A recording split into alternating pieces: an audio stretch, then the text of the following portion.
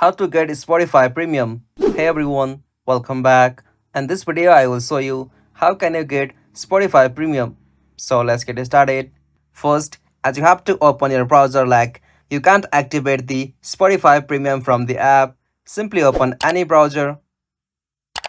After you open browser, in the source field you'll have to search for spotify.com.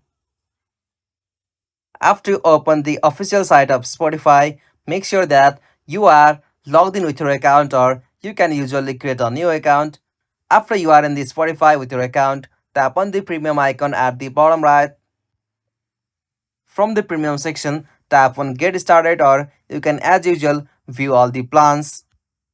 Simply you can try all of the affordable plans for any situation, like for individual, student, duo, or something like your family package. Simply select one and tap on the option get.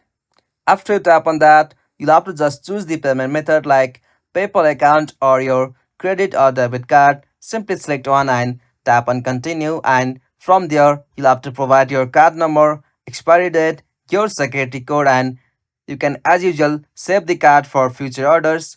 After you confirm it from your and made a payment, you'll be able to get or activate the Spotify Premium on your account.